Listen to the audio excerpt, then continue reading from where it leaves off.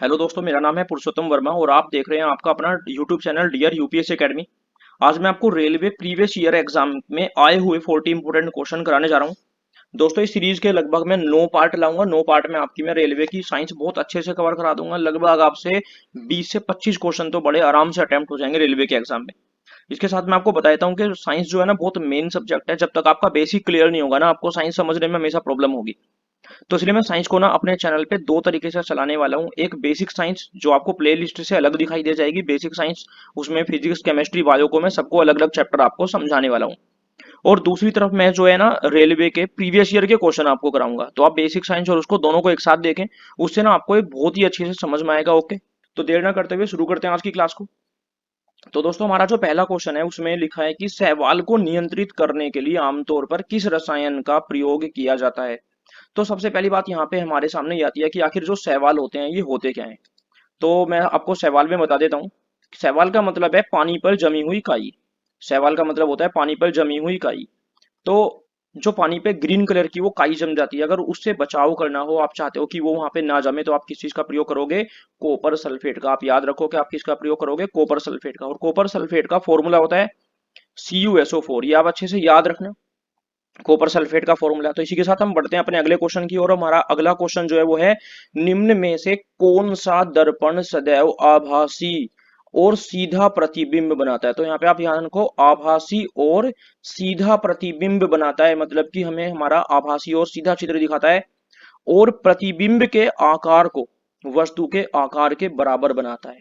तो दोस्तों, यहाँ पे समझने के लिए सबसे पहले आप इस चीज को समझिए कि आभासी का मतलब क्या होता है। आभासी, तो आप यहाँ पे इस चीज को, पॉइंट को नोटिस करो। मैंने यहाँ पे इंपोर्टेंट वो पॉइंट लिखे हैं जिससे कि आपको ये चीज अच्छे से समझ में आ जाएगी। आभासी का मतलब होता है स्वयं का, यानी कि अगर आप उसके सामने खड़े होंगे तो आपको स्वयं का चित्र वहां पे दिखाई देगा। और यहाँ पे जो दूसरा इंपॉर्टेंट पॉइंट है जो आपको इसके आंसर से पहले समझ लेना चाहिए, ये जो वर्ड लिखा है ना सीधा, सीधे का मतलब क्या है। तो दोस्तों, सीधा बनता है मतलब अगर आपका सर ऊपर है और पैर नीचे है तो बिल्कुल आपको ऐसे ही दिखाई देगा, लेकिन ये पार्श्व रूप से उल्टा ही होता है। अगर आपसे पूछ ले कि पार्श्व रूप से ये कैसा होता है, तो हमें समतल दर्पण में जो चित्र दिखाई देता है हमारा, वो सीधा तो होता है लेकिन वो पार्श्व रूप से उल्टा होता है। पार्श्व रूप से उल्टा होने का मतलब क्या है? पार्श्व रूप से उल्टा होने का मतलब है दोस्तों, एक सेकंड मैं रंग कलर ले लेता हूं। तो पार्श्व रूप से उल्टा होने का मतलब है कि अगर आप राइट हैंड से कोई एक्टिविटी करोगे तो आपको लगेगा उसमें कि आपका लेफ्ट हैंड एक्टिविटी कर रहा है, और लेफ्ट से एक्टिविटी करोगे तो आपको लगेगा आपका राइट हैंड एक्टिविटी कर रहा है। तो बढ़ते हैं अपने तीसरे क्वेश्चन की ओर। जल जनित रोगों के रोगजनक जीवाणु को मारने के लिए, जो जल से जनित होते हैं रोगों के रोगजनक जीवाणु, जो रोगजनक जीवाणु होते हैं उनको मारने की प्रक्रिया जिसे अस्पताल की सुरक्षा के लिए उपयोग किया जाता है, उसे क्या कहते हैं? उसे बोलते हैं दोस्तों रोगाणुनाशन। क्या बोलते हैं? रोगाणुनाशन। तो आप अच्छे से याद रखना क्या बोलते हैं इसको, रोगाणुनाशन। ये बहुत ही इंपॉर्टेंट क्वेश्चन है। अगला क्वेश्चन है हमारा क्वेश्चन नंबर 4। शरीर का डैश वह बल है, शरीर का डैश वह बल है जिसके साथ पृथ्वी इसे आकर्षित करती है। तो पृथ्वी का जो गुरुत्वाकर्षण बल होता है, जो ग्रेविटी होती है, वो शरीर के किस बल को अपनी ओर आकर्षित करती है? तो वो आकर्षित करती है किसको? हमारे वजन को, यानी कि हमारे भार को। और भार मतलब क्या होता है हमारा? W, और W का फॉर्मूला होता है mg। तो W का मतलब क्या है? भार। M का मतलब क्या है? मास यानी कि द्रव्यमान। और G मतलब कि गुरुत्वाकर्षण बल। एक और मैं आपको बात बता दूं कि द्रव्यमान और भार दोनों अलग अलग चीजें हैं। भार मतलब कि वजन, और द्रव्यमान दोनों अलग हैं। हमारा वजन अलग अलग पिंडों पर अलग अलग हो सकता है, यानी कि हमारा वजन पृथ्वी पर अलग हो सकता है, चंद्रमा पे अलग हो सकता है। लेकिन जो द्रव्यमान होता है वो हमारा कहीं पे भी जाके चेंज नहीं होता।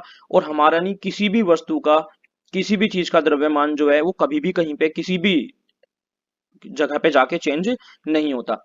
तो बढ़ते हैं हमारे पांचवें क्वेश्चन की ओर। समुद्र में उच्च ज्वार भाटा। तो सबसे पहले यहाँ पे समझने वाली बात है कि ज्वार भाटा क्या होता है। समुद्र में उच्च ज्वार भाटा और निम्न ज्वार भाटा, उच्च ज्वार भाटा और निम्न ज्वार भाटा उत्पन्न होने के कारण क्या हैं? तो इसका जो कारण है दोस्तों वो क्या है?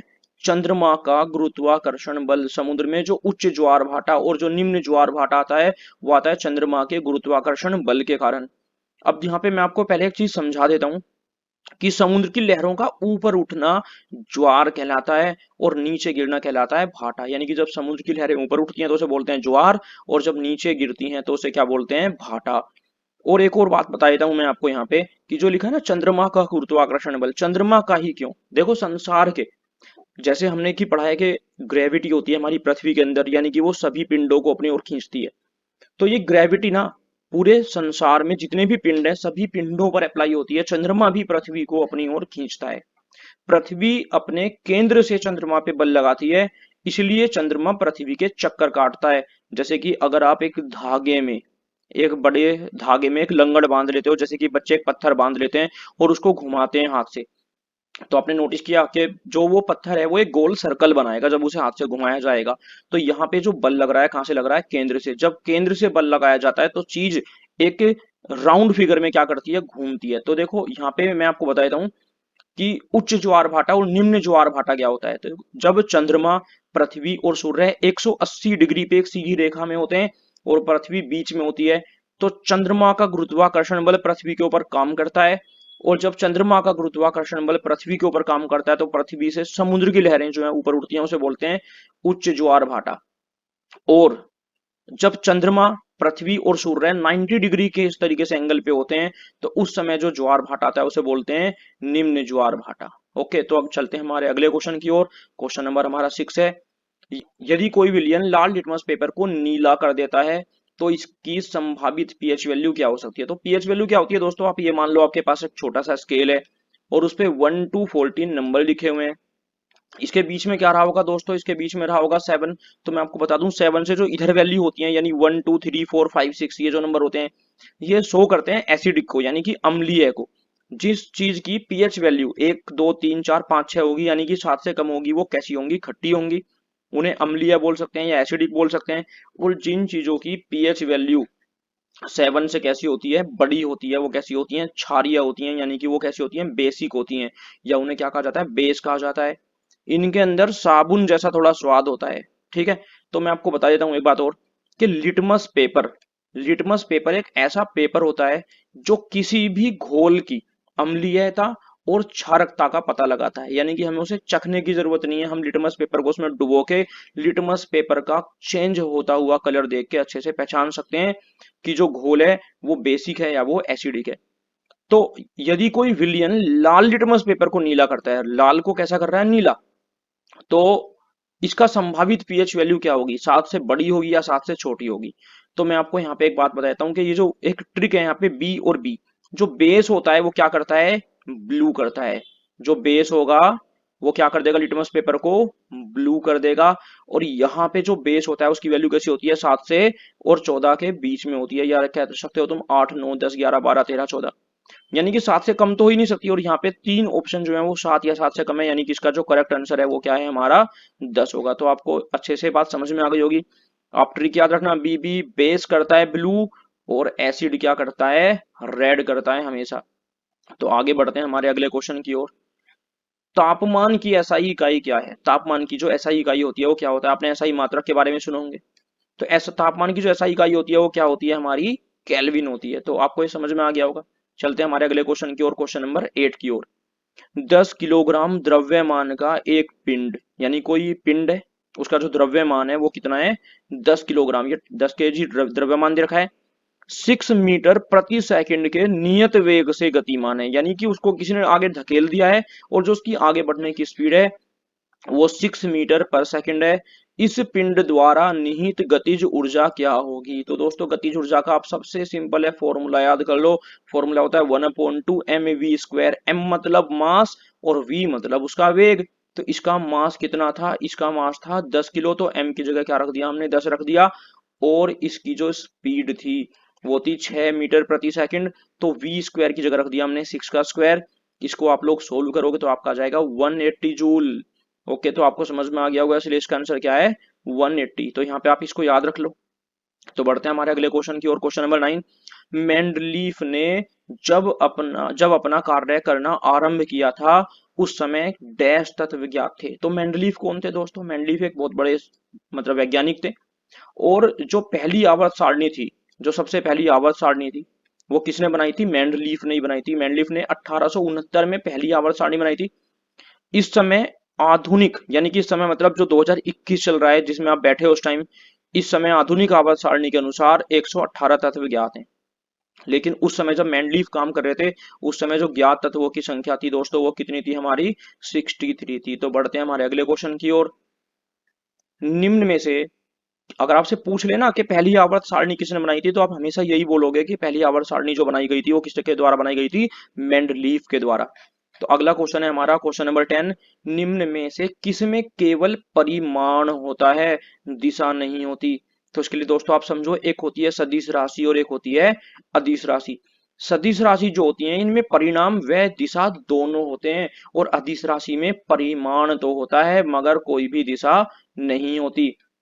तो उसने पूछा निम्न में से किसमें केवल परिमाण होता है, दिशा नहीं होती है? तो संवेग में परिमाण और दिशा दोनों होते हैं, बल में दोनों होते हैं, वेग में दोनों होते हैं, इसलिए इसका आंसर क्या है हमारा? कार्य। कार्य में परिमाण तो होता है लेकिन दिशा कोई भी नहीं होती। तो बढ़ते हैं हमारे अगले क्वेश्चन की ओर।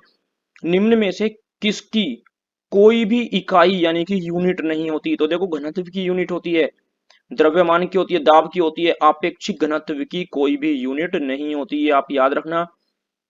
अगला है दृढ़ उत्तक कोशिकाओं को की कोशिका भित्तियां डैश के कारण मोटी हो जाती हैं। दृढ़ उत्तक कोशिकाओं, तो देखो उत्तक कोशिकाओं पहले मैं बता देता हूं आपको, ये 10th क्लास का जो पादप वाला चैप्टर है, जो 10th क्लास में पादप वाला आपका चैप्टर है, उससे क्वेश्चन लिया गया है। आप उत्तक को अच्छे से डिटेल में पढ़ने के लिए एनसीईआरटी देख सकते हो 10th क्लास की, नहीं तो मैं और वीडियो बना के डालने वाला हूँ बहुत जल्दी, उसमें आपको पता चल जाएगा। दृढ़ उत्तक कोशिकाओं की कोशिका भित्तियां डैश के कारण मोटी हो जाती हैं। तो किसके कारण मोटी होती हैं? वो लिग्निन के कारण मोटी होती हैं। तो अगला क्वेश्चन पढ़ते हैं हम और अगले क्वेश्चन की बात करते हैं। 25 डिग्री सेल्सियस पर एल्यूमिनियम में ध्वनि की गति डैश मीटर प्रति सेकंड होती है। यानी कि एल्यूमिनियम है और उसका जो तापमान है वो कितना है? 25 डिग्री सेल्सियस है। तो उसमें जो ध्वनि की गति होगी वो क्या होगी? वैसे ध्वनि वाला एक चैप्टर आपको मैं पूरा का पूरा अलग से पढ़ाने वाला हूँ, बट हम ये क्वेश्चन जो कवर कर रहे हैं वो रेलवे के पेपर के प्रीवियस ईयर के कर रहे हैं, तो यहाँ पे फिजिक्स, केमिस्ट्री, बायो तीनों के एक साथ आपको क्वेश्चन मिलते रहेंगे। ये पूरे के पूरे एक ही पेपर से सारे क्वेश्चन उठाए गए हैं। तो दोस्तों यहाँ पे ना आपको इसको क्या करना पड़ेगा, याद रखना पड़ेगा। 25 डिग्री सेल्सियस पर एल्युमिनियम में ध्वनि की चाल जो होती है 6220 मीटर प्रति सेकंड होती है। लेकिन आपको कुछ याद करना पड़ेगा, तो मैंने आपको छोटी सी यहाँ टेबल बना के दी है। अगर आपसे पूछे ना ध्वनि की चाल जो होती है, अगर आपसे पूछ ले कि जो ध्वनि की चाल होती है वो सबसे ज्यादा किस में होती है, तो सबसे ज्यादा किस में होती है? ठोस में। उससे कम किस में होती है? द्रव में। और उससे कम किस में होती है? गैस में होती है। तो इसे आप अच्छे से याद रखना। तो एक और मैं आपको चीज बताता हूँ, 25 डिग्री सेल्सियस पर ध्वनि की चाल ठोस में, द्रव में और गैस में, जो आपको याद करनी है।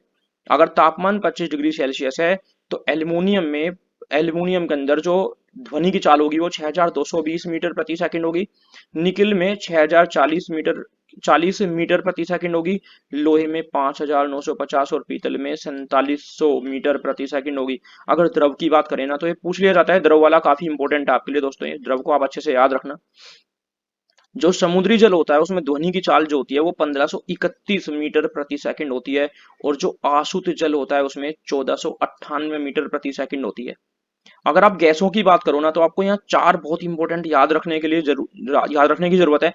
हाइड्रोजन में जो ध्वनि की चाल होती है वो होती है 1284 मीटर प्रति सेकंड।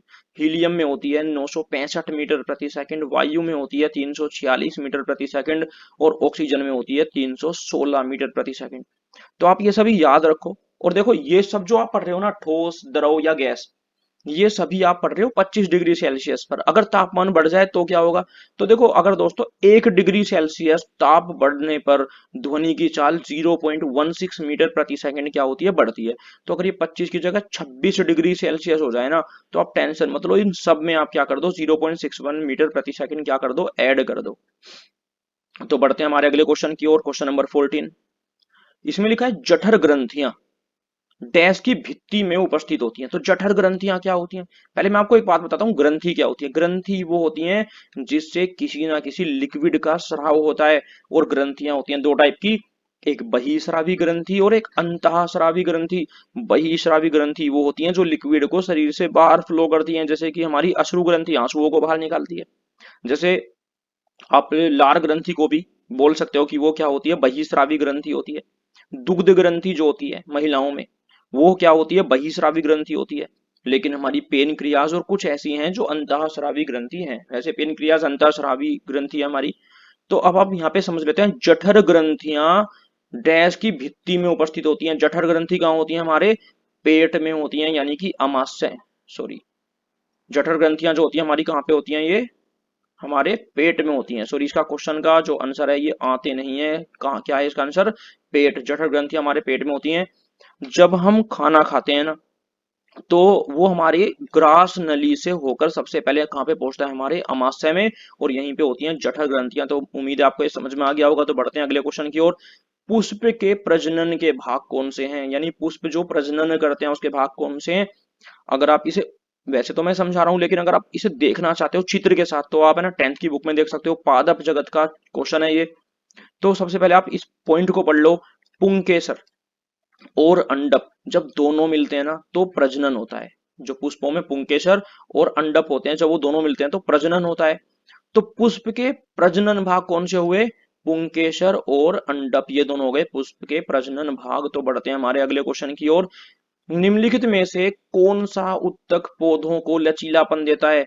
तो स्थूल कोण उत्तक पौधों को लचीलापन देता है। दोस्तों नाम याद रखना, वैसे आप हिंदी मीडियम हो या इंग्लिश मीडियम, आपको नाम कौन सा याद रखने की जरूरत है, कोलेन काइमा, क्योंकि स्थूल कोण उत्तक को हम कोलेन काइमा भी कहते हैं, आप अच्छे से याद रखना। तो अगला क्वेश्चन है दोस्तों, पास्कल डैश की एसआई इकाई है। तो पास्कल किसकी इकाई है, दाब की इकाई है। जो दाब होता है, जो प्रेशर होता है, उसकी जो एसआई मात्रक है उसका वो क्या है, पास्कल है। बढ़ते हैं अगले क्वेश्चन की ओर। क्वेश्चन नंबर 18 है हमारा, पानी का आपेक्षिक घनत्व द्रव्यमान डैश है।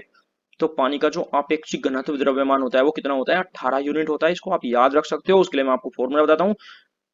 पानी का आपेक्षिक आणविक द्रव्यमान होता है H2O। आप इस फॉर्मूले को याद रखो बस। तो इसमें आपको क्या करना है, सबसे पहले क्या लिखा है, H।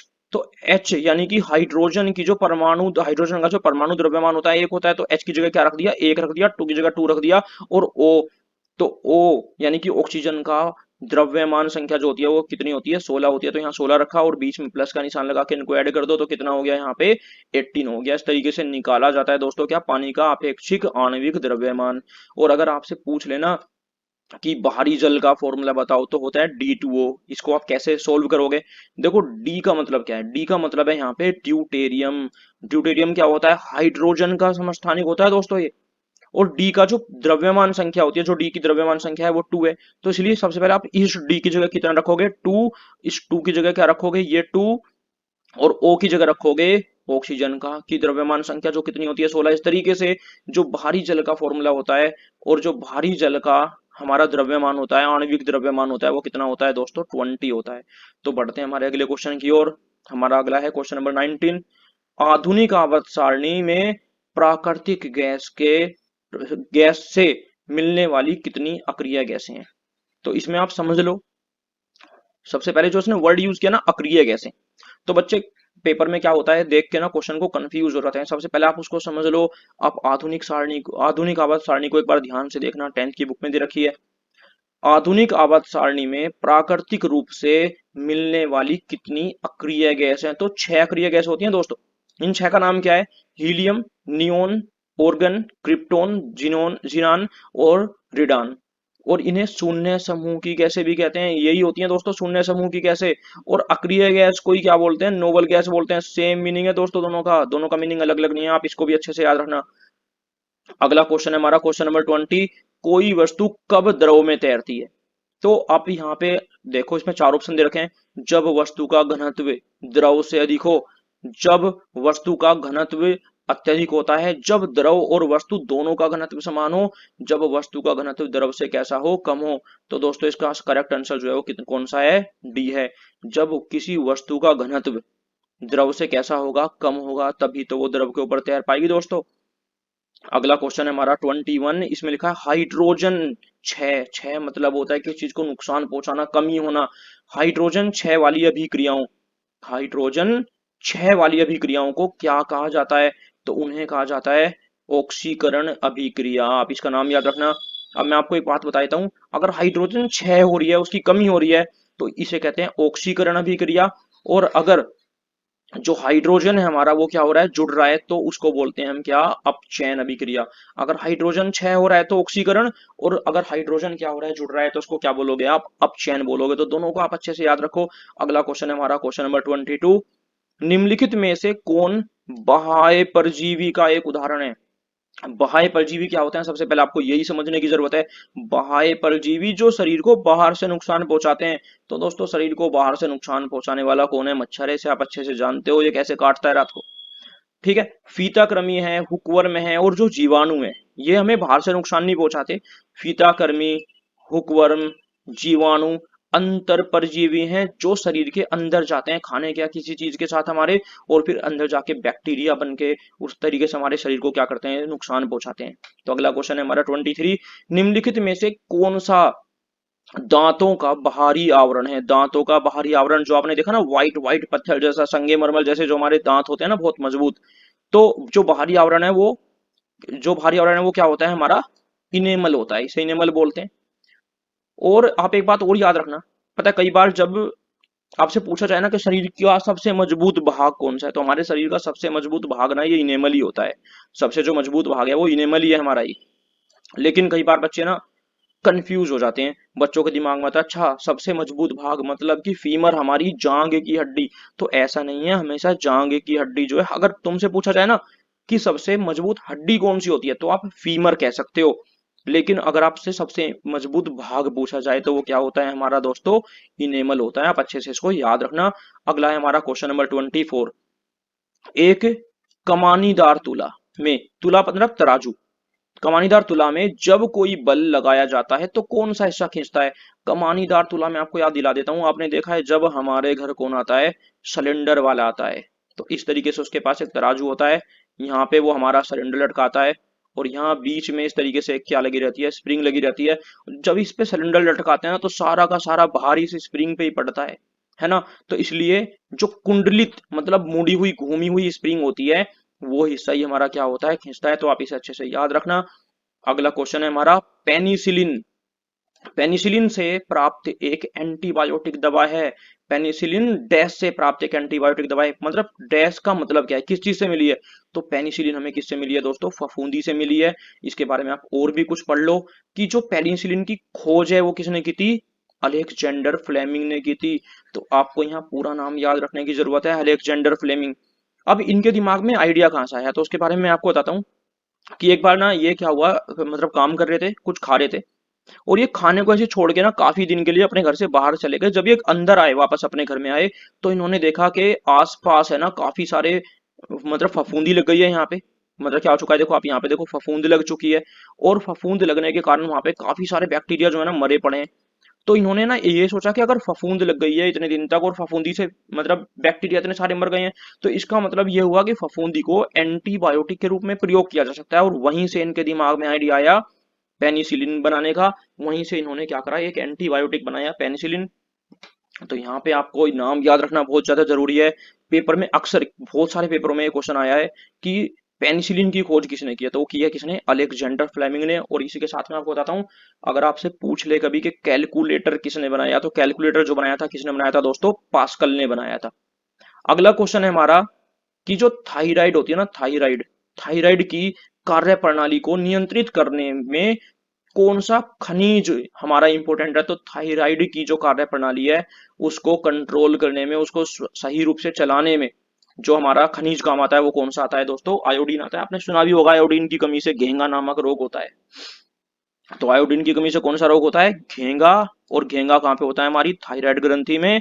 और थायराइड ग्रंथि कहाँ होती है, हमारे गले में होती है। तो मैं आपको ग्रंथि वाला एक चैप्टर अलग से कराने वाला हूँ पूरा। अगला क्वेश्चन है हमारा 27। पूर्णिमा तिथि, यानी जो पूर्णमासी होती है उसको पहला दिन मानते हुए, यानी कि आज अगर पूर्णिमा है, पहला दिन मानते हुए किस दिन चंद्रमा दृश्य हो जाता है, यानी कि अमावस्या कब आएगी, तो 15वें दिन आएगी। पूर्णिमा से जस्ट 15 दिन बाद जो दिन पड़ता है वो क्या होता है, अमावस्या की होती है। अब आप यहाँ पे एक बात याद रखना कि जो शुक्ल पक्ष का अंतिम दिन होता है वो क्या होता है, पूर्णिमा। शुक्ल पक्ष का अंतिम दिन क्या होता है, पूर्णिमा। कृष्ण पक्ष का जो अंतिम दिन होता है वो क्या होता है, अमावस्या। और चैत्र की जो पूर्णिमा आती है ना दोस्तों, वो होती है, उसको होती है हनुमान जयंती। और आप सब हनुमान जयंती को मंदिर तो जाते ही होंगे, मैं भी जाता हूँ दोस्तों। इससे अगला आप याद रखो कि जो बैसाख की पूर्णिमा होती है उसको क्या होती है, हमारी बुद्ध जयंती होती है। तो बढ़ते हैं अगले क्वेश्चन की ओर। अगला क्वेश्चन है हमारा फिनाल फ्थेलिन। तो यहाँ पे जो थे था ना, थोड़ा सही से मुझे लग रहा था कि आपको शायद दिखाई ना दे लिखते समय, मुझसे गलत हो गया था, तो मैंने इसलिए ऊपर यहाँ लिख दिया। ये थे यहाँ पे इस जगह आपको यूज करना है। फिनाल फिनाल्फथेलिन को डैश में मिलाने पर गुलाबी रंग हो जाता है। तो किस में मिलाने पर होता है, क्षार में मिलाने पर। तो मैं आपको एक टेबल मैंने छोटी सी बनाई है, आप इसको समझ लेना। आपसे अगर इसके अलावा कोई दूसरा भी क्वेश्चन पूछा जाएगा तो आपको कोई भी कंफ्यूजन नहीं होगी। तो ये क्या है, इंडिकेटर, यानी कि जो सूचित करते हैं। कितने इंडिकेटर हैं, एक, यानी कि पहला इंडिकेटर हमारा, दूसरा इंडिकेटर, तीसरा इंडिकेटर और चौथा इंडिकेटर। आप चारों को अच्छे से याद रखना। तो पहले ना, अगर हम ब्लू लिटमस सॉल्यूशन को, और यहाँ पे पता है तीन क्या है सॉल्यूशन है, एक एसिड सॉल्यूशन है। एसिड सॉल्यूशन मतलब जिनकी पीएच वैल्यू कैसी होती है, हमारी 7 से कम होती है। बेसिक सॉल्यूशन, जिनकी पीएच वैल्यू 7 से ज्यादा होती है। और न्यूट्रल सॉल्यूशन, जिनकी पीएच वैल्यू कैसी होती है, हमारी 7 होती है। तो एसिड सॉल्यूशन जो है, यहाँ पे हमारी पीएच वैल्यू कैसी होती है, 7 से कम होती है दोस्तों। ओके, एक सेकंड। तो बढ़ते हैं आगे। अगर आप किसी एसिड सॉल्यूशन में एक लिटमस सॉल्यूशन डालोगे तो आपको जो कलर प्राप्त होगा वो कैसा होगा, रेड होगा। अगर आप बेसिक सॉल्यूशन को और ब्लू लिटमस सॉल्यूशन को मिलाते हो तो यहाँ पे कलर में कोई चेंज नहीं होगा, नो चेंज इन कलर। अगर आप ब्लू लिटमस सॉल्यूशन को न्यूट्रल सॉल्यूशन के साथ मिलाते हो तो नो चेंज इन कलर, यहाँ पे भी कोई कलर में चेंजिंग नहीं होगी। अगर आप रेड लिटमस सॉल्यूशन को एसिड सॉल्यूशन के साथ मिलाते हो तो यहाँ पे नो चेंज इन कलर। अगर आप रेड लिटमस सॉल्यूशन को बेसिक सॉल्यूशन के साथ मिलाते हो तो ब्लू कलर आपको प्राप्त होगा। अगर आप रेड लिटमस सॉल्यूशन को न्यूट्रल में मिलाते हो तो आपको नो चेंज इन कलर, यहाँ पे कोई भी चेंज कलर में नहीं होगा। अगर आप मिथाइल ऑरेंज को एसिड सॉल्यूशन में मिलाते हो तो आपको रेड कलर प्राप्त होता है। तो कई बार तो रेड को ना लोग पिंक भी लिख देते हैं, तो अगर गुलाबी या पिंक लिखा हो तो भी आप समझ जाना। और अगर मिथाइल ऑरेंज को हम ऐसी बेसिक सॉल्यूशन में मिलाएंगे तो हमें कैसा रंग प्राप्त होगा, येलो यानी कि पीला। और अगर हम मिथाइल ऑरेंज को न्यूट्रल में मिलाएंगे तो कैसा रंग हमें प्राप्त होने वाला है दोस्तों, ऑरेंज। और अगर हम इसको यानी फिनाल्फथेलिन को किस में मिलाते हैं, एसिड सॉल्यूशन में, तो कलरलेस, कोई कलर में चेंजिंग होती, मतलब कलरलेस जैसे पानी जैसा हो जाएगा। और अगर इसको किस में मिलाओगे, आप बेसिक सॉल्यूशन में मिलाओगे तो आपको रेड कलर या पिंक कलर प्राप्त होगा। और अगर आप इसको मिलाओगे न्यूट्रल में तो आपको क्या प्राप्त होगा, कलरलेस यानी कि पानी जैसा प्राप्त होगा। तो आपको ये समझ में आ गया होगा। आप इस पूरी की पूरी टेबल को ना, आप इस पूरी टेबल को इतने को अच्छे से याद रखना दोस्तों। तो मैं बढ़ता हूं अगले क्वेश्चन की ओर। दिए गए विकल्पों में असंगत, यानी जो एक जैसा नहीं है, इसमें से तीन एक जैसे हैं और एक ऐसा है जो अलग है, तो आपको उसको छांटना है। तो सबसे पहले मूली, टमाटर, गाजर, आलू। अब इसका आंसर टमाटर है, आप अच्छे से जानते हो, क्योंकि मूली की हम क्या खाते हैं, जड़।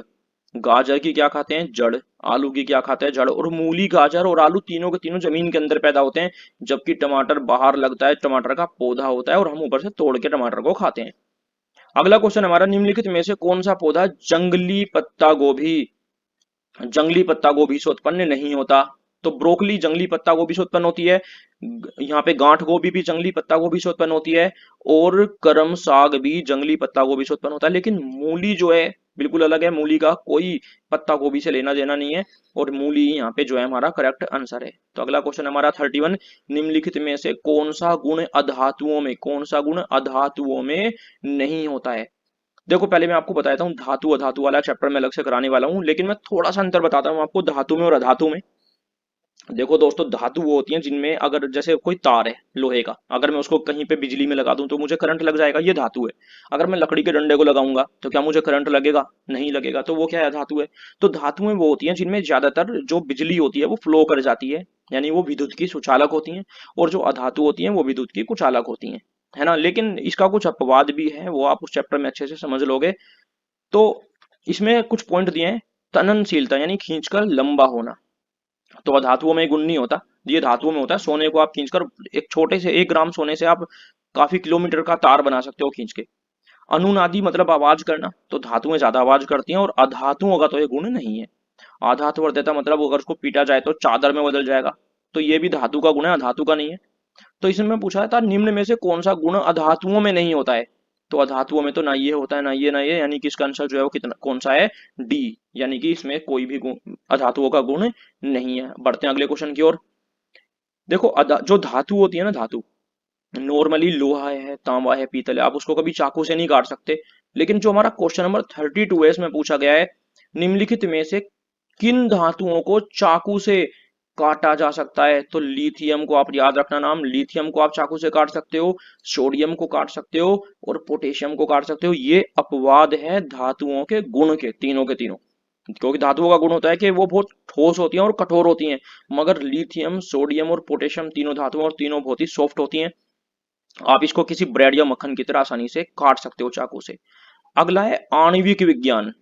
आणविक विज्ञान में ऊर्जा को अक्सर डैश वोल्ट, तो यहाँ पे जो लिखा है ना डैश वोल्ट की इकाइयों में व्यक्त किया जाता है, तो किस में व्यक्त करते हैं हम, इलेक्ट्रॉन वोल्ट में। तो अगर आपको कहीं ईवी लिखा दिखे तो उसकी फुल फॉर्म क्या होती है, इलेक्ट्रॉन वोल्ट होती है। ठीक है, और एक ईवी यानी एक इलेक्ट्रॉन वोल्टेज होता है वो किसके बराबर होता है, 1.6 मल्टीप्लाई 10 की पावर -19 जूल के बराबर होता है। आप ईवी की एक छोटी सी डेफिनेशन याद रखो, क्योंकि अगर आपने अभी तक बेसिक नहीं पढ़ा है ना इलेक्ट्रिसिटी के बारे में तो आपको शायद इसकी अच्छे से नॉलेज ना हो, तो आप ये छोटी सी डेफिनेशन पढ़ लो।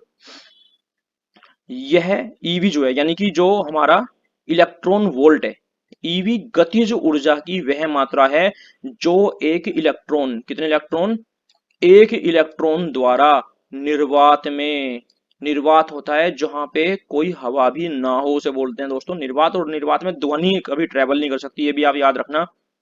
यह गतिज ऊर्जा की वह मात्रा है जो एक इलेक्ट्रॉन द्वारा निर्वात में 1 वोल्ट का विभवांतर पार करने से प्राप्त की जाती है। तो समझ में आ गया होगा आपको। ये बढ़ते हैं अगले क्वेश्चन की ओर। क्वेश्चन नंबर 34, एंटीबायोटिक क्या है।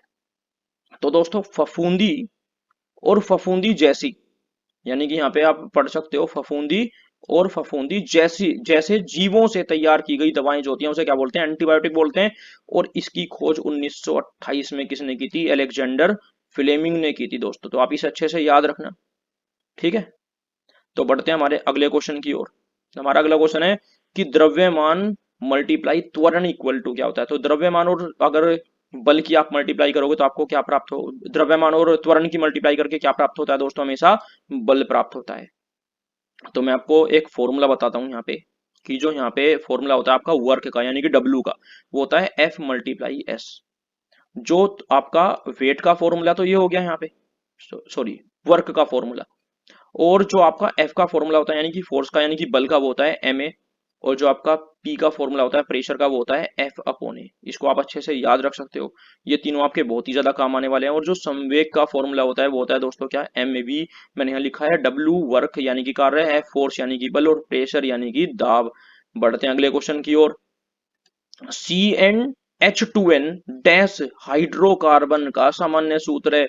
तो ये किसका है, एल्किन का, एल्किन का सूत्र है दोस्तों ये। ठीक है, तो आप इसे अच्छे से याद रखना। और यहाँ पे एक और बात याद रखना कि यहाँ पे ना जो हाइड्रोजन के परमाणु है ना उनकी जो संख्या है वो कार्बन के परमाणु से कैसी है, दुगनी। देखो आप हाइड्रोजन के परमाणु कितने हैं, 2n, और कार्बन के कितने परमाणु हैं, n, तो उसकी संख्या उससे कैसी हो गई, दुगनी हो गई। उसके लिए मैंने यहाँ लिखा भी है, यहाँ हाइड्रोजन के जो परमाणु हैं वो कार्बन के परमाणुओं से कैसे हो जाते हैं, दुगने हो जाते हैं, यानी कि उसके कैसे होते हैं, डबल होते हैं। और मैं आपको यहाँ तीनों का फॉर्मूला बताता हूँ। एल्केन का फॉर्मूला होता है CnH2n+2, एल्कीन का फॉर्मूला होता है CnH2n, और एल्काइन का फॉर्मूला होता है CnH2n माइनस में 2। और एल्केन में होता है सिंगल बॉन्ड, और एल्कीन में होता है डबल बॉन्ड, और एल्काइन में होता है ट्रिपल बॉन्ड। दोस्तों कभी कभी कुछ क्वेश्चन ऐसे होते हैं ना जो बहुत टफ होते हैं। अगर आपको ऐसे क्वेश्चन कहीं मिलते हैं जो बहुत आसान है, उन्हें पढ़ने में मजा आ रहा है, तो जरूरी नहीं है कि वो पेपर में भी आए, इसलिए थोड़े से क्वेश्चन ऐसे भी पढ़ लेने चाहिए जो थोड़े टफ हो। तो आप इन सभी क्वेश्चनों पे ध्यान दो, आप अच्छे से मेहनत करो, इन क्वेश्चनों को नोट करो। नोट करके इनको अगर आप नोट करते हो ना अपने हाथ से, तो आपको याद होने के और ज्यादा चांस बन जाएंगे। और अगर आपको लगा हो ना मैंने मेहनत किया, तो आप मेरे चैनल को जरूर सब्सक्राइब करना, आपको समझ में आया हो तो। अगला क्वेश्चन है हमारा 37। क्वेश्चन 37 में कहा गया है सोडियम कार्बोनेट का सूत्र क्या होता है। तो सोडियम कार्बोनेट का सूत्र होता है Na2CO3। इसे आप अच्छे से याद रख लेना। सोडियम बाइकार्बोनेट का फॉर्मूला, देखो कई बार कंफ्यूजन होती है, सोडियम कार्बोनेट और सोडियम बाइकार्बोनेट में ना बच्चे कंफ्यूज होते हैं। तो सोडियम कार्बोनेट का फॉर्मूला है Na2CO3, और सोडियम बाइकार्बोनेट का फॉर्मूला है NaHCO3। इसको आप अच्छे से याद रखना। एक और मैं आपको यहाँ इंपॉर्टेंट बात बताता हूँ, जो सोडियम बाइकार्बोनेट है ना, बाइकार्बोनेट, ये इसे बेकिंग सोडा, मतलब इसे बेकिंग सोडा भी कहते हैं, या इसे क्या बोला जाता है, खाने वाला सोडा।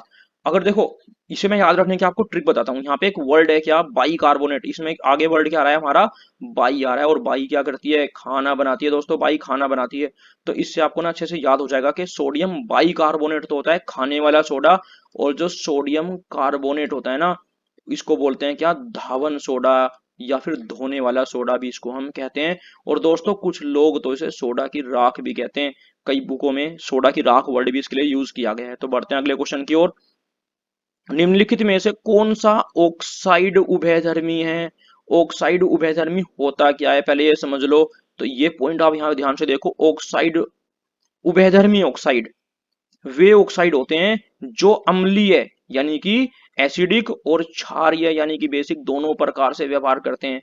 ठीक है, तो इसका आंसर, जो सही आंसर है वो क्या है, एल्यूमिनियम ऑक्साइड। ये अच्छे से आप याद रखना। एक और इंपॉर्टेंट बात बता देता हूं मैं आपको, अगर यहाँ पर हमें जिंक ऑक्साइड दिया होता यानी ZnO, तो ये भी एक उभयधर्मी का काम करता है, यानी इसमें भी एसिडिक और बेसिक यानी कि अम्लीय और क्षारीय दोनों प्रकार के गुण इसमें पाए जाते हैं। तो बढ़ते हैं अगले क्वेश्चन की ओर। 39 क्वेश्चन है हमारा, सेकंड लास्ट क्वेश्चन है ये। इसमें लिखा है, निम्नलिखित में से कौन विद्युत परिपथ में आवेशों का प्रवाह स्थापित करता है। विद्युत परिपथ होता है बिजली के चलने वाला रास्ता, उसमें आवेशों का प्रवाह करता है। प्रवाह का मतलब होता है फ्लो, तो ये कौन करता है, इलेक्ट्रॉन करता है। एक और बात मैं आपको बता देता हूं कि ग्लूकोज में, शर्करा में, या फिर चीनी के घोल में विद्युत प्रवाहित नहीं हो सकती। कई बार आपसे पूछ लेता है निम्न में से किस में विद्युत प्रवाहित नहीं हो सकती, तो आप आसानी से बता सकते हो कि ग्लूकोज, शर्करा और चीनी के घोल में विद्युत प्रवाहित नहीं हो सकती। तो दोस्तों अब हमारा आज का लास्ट क्वेश्चन है, क्वेश्चन नंबर 40। उसमें लिखा है, उठे हुए हथौड़े, यानी एक बंदे ने हथौड़े को उठाया हुआ है हाथ में, अभी तक उसने जमीन पे पटका नहीं है। अगर उसने अभी तक उठा रखा है, पटका नहीं है, मतलब एक जगह स्थिर करके बैठा है, तो इसे बोलते हैं स्थितिज ऊर्जा बोलते हैं। तो आपको समझ में आ गया होगा। तो आपको कैसा लगा हमारा ये क्वेश्चन, मुझे कमेंट, मतलब ये सेशन हमारा कैसा लगा, ये 40 क्वेश्चन जो मैंने आपको समझाया, आपको समझ में आए या नहीं आए, तो आप मुझे बिल्कुल कमेंट बॉक्स में जरूर लिख के बताना। ठीक है, अगर आप मुझे कमेंट करोगे ना, तो मैं अगला पार्ट बहुत जल्दी लाऊंगा। मैंने लगभग इसके 8 पार्ट बनाने हैं। 8 पार्ट में मैं आपको रेलवे, और रेलवे के साथ साथ मैं आपको जो other Delhi police, UP police है, उसकी साइंस भी बहुत आसानी से कवर करा दूंगा। ये आपका सिर्फ